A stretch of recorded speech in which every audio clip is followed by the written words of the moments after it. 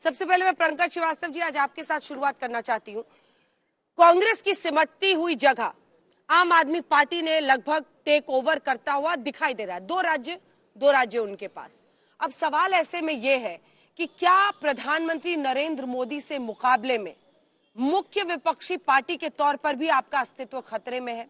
इसी के साथ अगर हम बड़ी तस्वीर को देखें तो आप देखिए, जहां जहां मोदी है, राज्य सरकार है, वहां मोदी भी है, तो ये दोनों से मुकाबला करना पड़ता है। ये भारी मुसीबत हो जाती है क्या पंकज जी?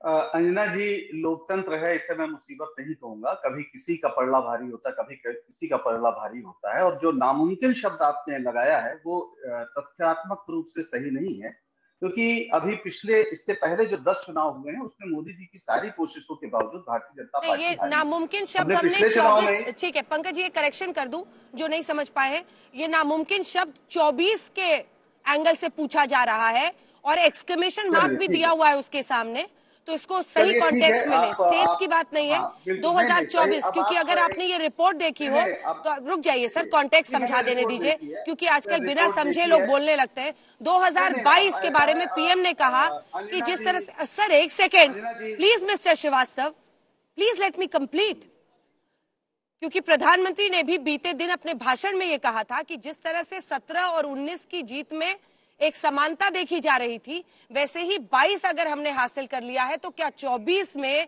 भी हमारी सरकार बनेगी, ऐसा ज्ञानी बोलेंगे। उस एंगल से ये नाम दिया गया है, इसको प्लीज गलत कॉन्टेक्स्ट में ना ले। राज्यों में आम आदमी पार्टी ने पंजाब हासिल किया, बीजेपी वहां कुछ नहीं कर पाई, तो मोदी को रोकना नामुमकिन है, 2024 के एंगल से है। अब आप अपनी बात बोले। अंजना जी, मैं भी टेलीविजन का पत्रकार रहा हूं और मुझे पता है कि विस्मयादिबोधक चिन्ह और क्वेश्चन मार्क लगा देने से चीजें कितनी बदल जाती। बहरहाल वो आपका अधिकार है और हमारा ये अधिकार है कि हम उससे समझे कि क्या ध्वनि आ रही। मैंने बस इसलिए कहा है, बहुत विनम्र आपको बताने की कोशिश की कि अभी हमने राजस्थान, छत्तीसगढ़, मध्य प्रदेश में पिछली बार ही इसी कांग्रेस पार्टी ने मोदी जी की सारी कोशिशों के बावजूद उन्हें परास्त किया था। इसलिए राजनीति में नामुमकिन जैसा कोई शब्द नहीं है। हाँ, आज वो जीते हैं, उनको बधाई, बहुत बहुत बधाई। और जो भी जनादेश है उसको शिरोधारी करती है कांग्रेस पार्टी और कोशिश करेगी कि जो बातें लेकर हम लोगों के बीच जा रहे थे उन पर लोगों का भरोसा जगे, क्योंकि ये कोई हमारी अपना बनाया हुआ चित्र नहीं था कि महंगाई और बेरोजगारी से बुरी तरह से जनता परेशान है। आपने भी अपने वॉइस ओवर में ये बात कही, मैंने सुनी कि ये महंगाई, बेरोजगारी, कोरोना का संकट, लेकिन उस पर भारी पड़ा मोदी मैजिक, यानी जादू।